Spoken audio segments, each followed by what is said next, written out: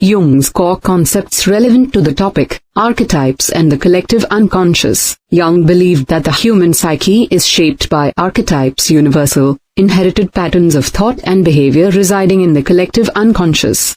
Key archetypes relevant to women living alone include the anima, animus. The anima represents the feminine aspect in a man's psyche, while the animus represents the masculine aspect in a woman's psyche. For a woman living alone, Jung might argue that she has an opportunity to integrate her animus, qualities like independence, assertiveness, and rationality without external pressure from a male partner. The self. The ultimate goal of Jungian psychology is individuation, the process of becoming a whole, integrated self. Living alone could be seen as a path towards self-discovery, where a woman confronts her inner archetypes without the mediating influence of a partner. The mother, maiden, and crone. These feminine archetypes, not explicitly named by Jung but implied in his work, represent stages or aspects of womanhood. A woman living alone might embody the maiden, independence, exploration, or crone, wisdom, autonomy, rather than the mother, nurturing,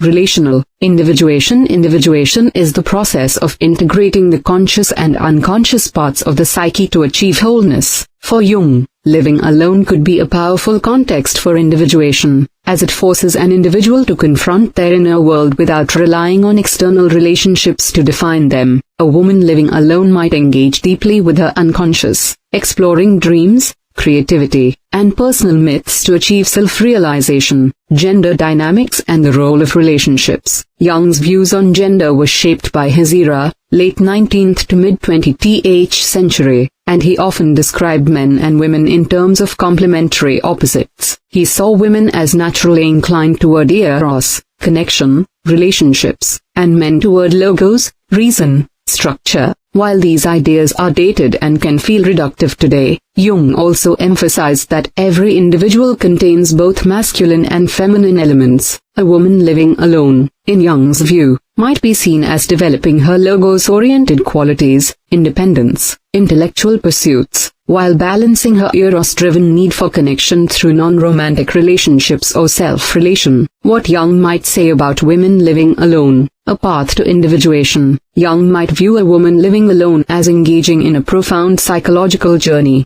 Without a male partner, she is free to explore her inner world, confront her shadow, the repressed or less conscious parts of the psyche, and integrate her animus. This process could lead to greater self-awareness and autonomy.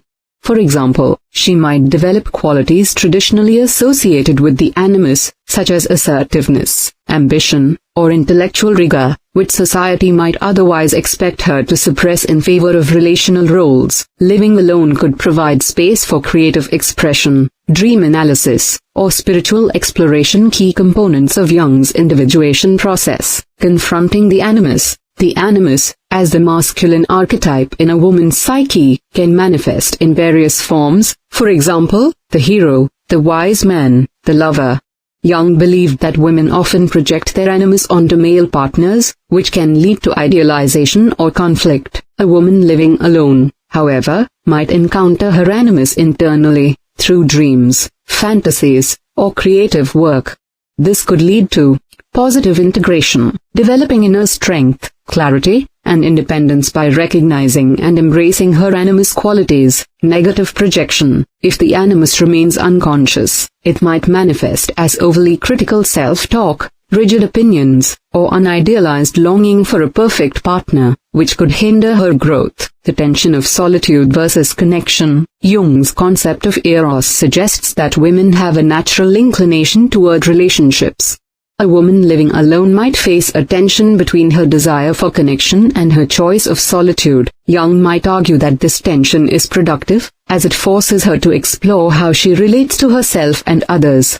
She might seek connection through friendships, community, or spiritual practices rather than a romantic partner. Risk isolation if she over-identifies with independence and represses her need for connection. Archetypal stages of womanhood. A woman living alone might embody different archetypal energies depending on her life stage. Maiden. A younger woman might use solitude to explore her identity, career, or personal passions, embracing freedom and self-discovery. Mother. Even without children or a partner, She might channel nurturing energy into creative projects, community involvement, or self-care. Crone, an older woman, might embrace solitude as a time of wisdom, reflection, and spiritual depth, fully integrating her life experiences. Historical context and modern critique. Jung's ideas were revolutionary for his time, but they reflect the gender norms of early 20th century Europe. His emphasis on eros for women and logos for men can feel stereotypical today, and modern Jungian scholars often reinterpret his work to emphasize the fluidity of gender and the universality of psychological processes. A contemporary Jungian perspective on women living alone might focus on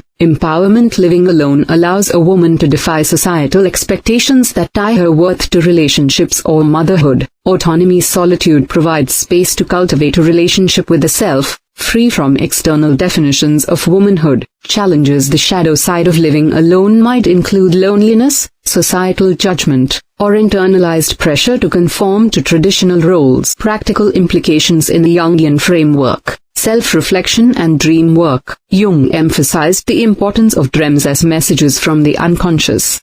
A woman living alone might keep a dream journal to explore recurring symbols or themes, which could reveal her animus, shadow, or path to individuation. Creative expression. Jung saw creativity as a way to access the unconscious.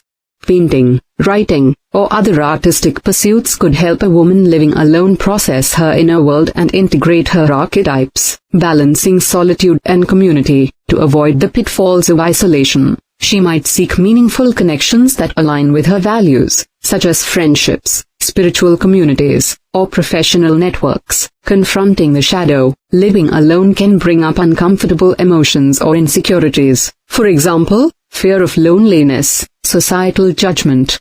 Jung would encourage facing these shadow aspects through introspection or therapy to achieve greater wholeness. Conclusion. While Carl Jung didn't specifically address women who live alone without a man, his psychological framework suggests that such a lifestyle could be a powerful opportunity for individuation, animus integration, and self-discovery. Living alone allows a woman to confront her inner archetypes, balance her need for connection with her drive for autonomy, and cultivate a deeper relationship with the self. However, it also presents challenges, such as navigating societal expectations or the risk of isolation. Through self-reflection, creativity, and conscious engagement with her psyche, a woman living alone can, in Jung's view, move toward psychological wholeness.